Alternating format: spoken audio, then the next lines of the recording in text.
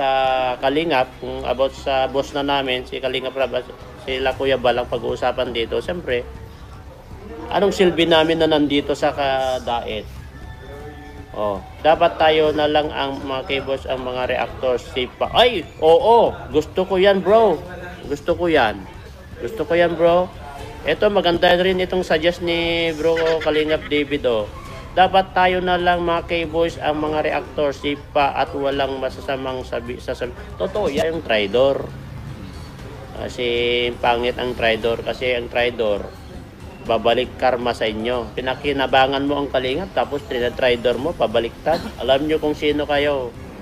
Dahil kayo ay matagal na rin kami na sumusabay. Tumatahimik lang mga keyboys, tahimik lang din dyan sa kung kami lang nakakaalam. Kahit yung mga ibang kasama namin, alam nila, minsan yung mga ibang kasama namin nagagalit, pero naman, ganyan lang. Ayaw po namin kasi na magkakagulo. Pero kapag sa Kalingap, kung about sa boss na namin, si Kalingap Rab, sila Kuya Bal ang pag-uusapan dito, siyempre, anong silbi namin na nandito sa Kadaet? Oh, dapat tayo na lang ang mga keyboards, ang mga reactors, sipa. Ay, oo, gusto ko yan bro. Gusto ko yan. Gusto ko yan bro. Ito, maganda rin itong suggest ni bro Kalingap David oh. Dapat tayo na lang mga keyboards, ang mga reactors, sipa at walang masasamang sabi. Totoo yan. Mission puking ina niya. Mga putang ina kayo! Good morning at isang mapagpalang araw po muna sa lahat. So, nandito na naman po ang inyong lingkod at magbibigay po ng reaction video dito po patungkol sa sinabi sa live ni Mr. Jello Mags na talagang napapatamaan dito yung isa sa mga magigiting at malalakas or sasabihin natin na best na reactor no? Sa Kalingap dito siguro bibigyan din tayo ng opinion sa atin no? So dito nga po ang binigay na mensahe dito ay ang word na Tridor no? At ang word na sila na lang daw ang magre-reaction dito mga balbas no? So wala namang problema sana yun no? Wala namang problema sa amin dito no? Ako bilang Kalingap reactor wala namang problema to Puking ina niya.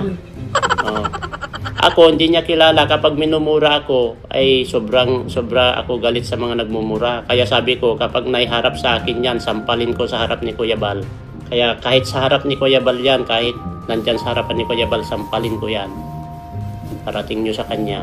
Walang personalan bro Dapat tayo na lang mga keyboards, ang mga reactors, sipa at walang masasamang sabi. Totoo yan. Yung ginagawa lang natin bro David, yung pagtulong, mission, puking ina niya. Mga putang ina kayo! Ang sa atin lang, no? So sana nangyari ito, no? Kung kayo man or magagampatan nyo ang pagiging reactor, no? So katulad nila lahat ng mga nandito, no? Mga balbas dahil katulad ng sinasabi ko, excuse me, no? Pagiging isang reactor mahirap pa kahit nga tayo di ba? Hindi lang naman ang titignan mo dito yung kung ano ang ikakabuti o ano ang magiging reaction mo or opinion mo pagdating kay Kuya Bal or dito kay Kalingap Rab, no? Siyempre, re-reaction mo rin at bibigyan mo ng depensa ang mga nagtutuligsa or yung mga anti-Kalingap na sinasabi ko dito, no? So, mahirap man na sitwasyon pero wala namang problema kung mag-reaction kayo, magiging reactor ka. Kaso ang problema lang dito ngayon dahil ikaw mismo no, sa sarili mo ay hindi mo alam kung ano ang nasa isip mo or ano ba ang gusto mong sasabihin dahil kung ikaw ay nang babatikos or sama ng loob or parang may or nagpapapansin lang no mga balbas dahil nga sa sinasabi niya bilanggit ito mga reactor no mga demonyo kayo may mga sinasabi pa siya na talagang kung ating titignan at ibalik sa kanya yung kanyang sinasabi ay baka naman di ba magulat ka na mas malala ka pa pala no di ba dahil nga ito no sasabihin nating linta sa Kalingap may mga reactor at sip-sip sa Kalingap baka naman ikaw isa sa mga sip-sip diyan di ba kasi nung time halimbawa nga nung mga nakaraan no pansinin nyo, si Rina nung mga nakaraan ay nandun siya nung kalakasan pa at anong nag-viral si Rina dito kay Kalingap Rab no? At kahit ka doon kay Ate Roda, no, mapakita si Ate Roda, mga maningam ay nandun siya no na ang turing niya kay Rina, no, ay Papa, no, ang Papa. Kasi sabi niya, come to Papa daw. No? Come to Papa, may dala-dala pa siyang prutas. So, ano ibig sabihin nun? Parang yun yung tinatawag niya na sip-sip sa kalingap. Yung mga ganyan, di ba? Dahil pumunta ka nung walang, di ba? Walang revenue. Ngayon, may revenue pala, sorry. Pero ngayon, pagdating dito na wala na at hindi mo na tinuturing na anak yung si Rina, no? Na sana na ang atin lang ay sana mabigyan ito ng, di ba? Panindigan mo ng pagiging tatay mo na kunwari tatay pero sasabihin mo na linta yung mga kalingap reactor at nagiging sip-sip sa kalingap for the views lang, bakit ano man ang ginagawa mo ngayon, wala ka na, hindi ka na muna pinapunta, wala nang come to Papa na sinasabi mo, di ba? Mapabalikan ka dito sa sinasabi. At isa pa, no, yung binabanggit mo pagiging reactor ay hindi ang hirap niyan gampanan, no, bilang ito nga to, sanay na to, sino ba mga kasama natin na talagang the legend, turing natin ay saludo tayo mga yan, di ba? Dahil nga alam nila paano i-handle ang sitwasyon ng pagiging reactor. Ang reactor ay hindi naman basta-basta reactor lang di ba? Kaya nga sila, ang dami nilang mga viewers at ang dami nilang subscriber dahil nagustuhan sila ng viewers. Pagdating kasi dito at magsasabihin na kahit kasi Kalingap David, di ba? Nagsasabi kayo na lang mga maging reactor para wala kayo masabing masamang salita na manggagaling sa mga reactor na nandito ngayon, no, na kasalukuyang nagre-reaction, di ba? So, ano naman yun? Parang sinasabi nyo na wala namang kwenta ang mga kalingap reactor. Tingnan mo, ha? Nakakatulong ba kayo nung minsan ng binalahura, no? Wala naman kayo kasi free tayo dito Meron tayong YouTube channel, kaya namang magbakit. Tingnan mo, yung iba na Charity or K-Boys, nagre-reaction din, di ba?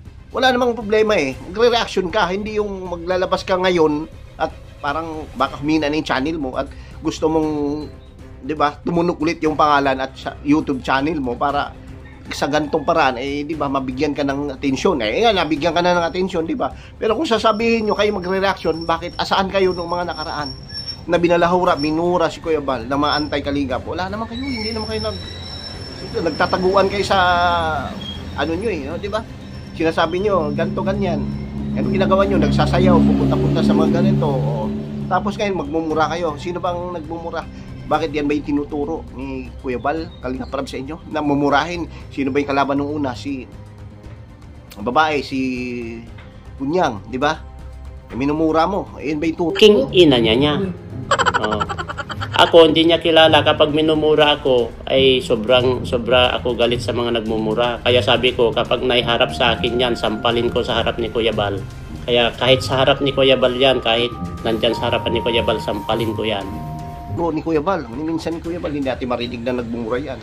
May mga pa simba-simba pa kayo dyan. May mga pakunwari pa pala to, no? Na sabay kay Kalingap Rab na nagsisimba at ito naman makasama niya bilang, di ba, kasi alam natin na sila ay namulat sa salita ng Panginoon, pero pagdating dito sa mga kasama ito katulad ni Jello Max di ba, ayun nagmumura at talagang binibikas ang mga salita ng Satanas, diba? Mga kabalbas so hindi ibig sabihin na ang pagiging Charity or K-Boys hanggang salita lang, di ba? Pag ikaw gusto mo magre-reactor kayo ni Kalingap David, di ba?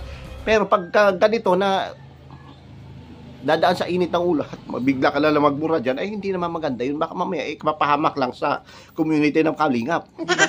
Baka mamaya mapagsabihan ka ng wala palang kwenta reactor to dahil ni minsan nang hindi man lang itinuro ni Kuya Bal yan na magbumura ka sa harap ng social media, di ba? Sa public, di ba? Pagdating dito medyo ano na no? Nagiging ano yung papansin no? So ito, nabigyan ka ng pansin tuloy ngayon at talagang ito ba question at pagtatanong, no? Ito ba ay turo ni Kalingap Rab sa inyo? Ito ba ay Kalingap Kuya Bal na turo, no? Parang hindi dahil hindi naman minsan na nagmumura ito si Kuya Bal, no? Pero yung sinasabing defender, reactor ka, no? Sana ginawa mo nung nakaraan pa, nung binalahura si Kuya Bal, Kalingap Rab, maraming mga bashers, maraming mga anti-Kalingap na talagang hindi lang mura ang inabot ni Kuya Bal, no? Dumaan sa punto na talagang below the belt na, no? Pati na yung mga negativity ay hinalungkat mo. So sana nandun kayo at pinipinsahan nyo yan, no? Kasi nga pag ganito na ay, ano lang kayo, puro lang kayo salita dyan at hindi nyo naman ginagawa, edi sana nung nakaraan pa nagre-reaction ka na, no? Na ganito, wag naman na ibang bash, wag nyo murahin si Kuya Bal, ganito, ganyan, di ba? Hindi yung ngayon, para namang hanggang salita lang no? Punta ka dito, tapos sasabihin, sasampalin kita sa harap ni Kuya Bal, o sino ba yung sinabihin mo, si Founder Ann, di ba? Nung mga nakaraan. Tapos ngayon, sabihin mo, sip-sip sa kalingap. Ano ba yung sasabi mo? Come to Papa. Nina, come to Papa. Di ba si doon yun? Marami pa, no? Iba na talagang pwede ikasira o alam mo na mga reactor para maging kalaban mo dito, di ba? Mahirap yun magsalita ng ganito na hindi mo nagagampanan, no? Sabihin mo, ay sige, okay pa. Go, bro, no? Bro, okay pa na magiging reactor na lang tayo. Hindi ibig sabihin na pagiging reactor ay basta-basta na lamang, no, di ba? Paano na lang sila, kami nito? Hindi kami mag-reaction.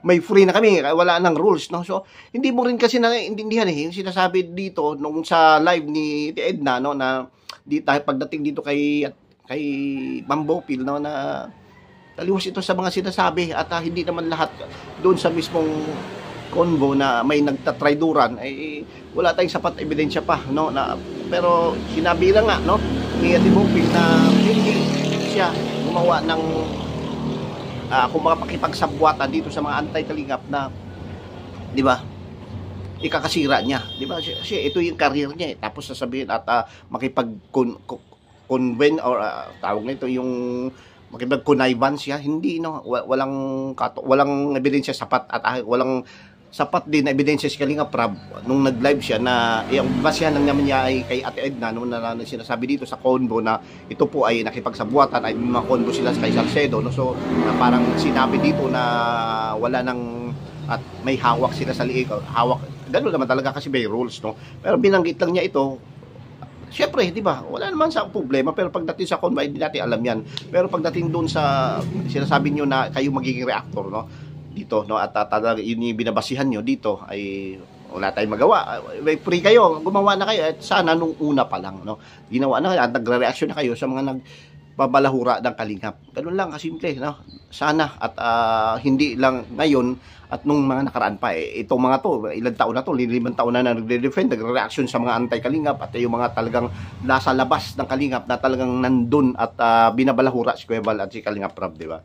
Hindi sana nandun, hindi yung pagiging charity lang, katulad ng iba, ng mga kasamahan mo, di ba, nagre-reaction yan at talagang hindi lang positive or di ba, yung mga talagang kasi pagdating dito kasi sa Kalingap maraming basher, maraming mga hindi talagang kaya-aya at maraming nagiging anti-Kalingap sa yun dahil na malakas si Kuya Bal, malakas si Kalingap Rab, kaya pagdating dito ay talagang no choice na, no, at dapat, no, ang gagawin nyo dyan, or mag-reach out kayo dyan at talagang kung sasabihin nyo na kami ay wag na mag-reaction at wala nang nagiging toxic na at nagiging wala nang kwenta na pagiging reactor, no, nila, namin ay sige, go, no, mag-reaction ka sa sarili nyong pananaw kung saan tingnan natin kung marami tayong views o marami kayong views dyan kung kayo mag-reaction. So, yun lang po at isang mapagpalang araw po muna sa lahat. At isang shout out po sa lahat ng mga viewers natin na lagi at nandyan pa rin, no, na kahit paano ay nakasubaybay sa ating, nakasuporta sa ating YouTube channel dahil medyo matagal na rin tayong hindi nakapag-reaction, no? So ito, araw-araw na tayo pipilitin natin dahil kailangan natin ng sapat na pondo pa, no, mga Kalingap. Thank you, God bless po at mabuhay po tayong lahat. Bye-bye.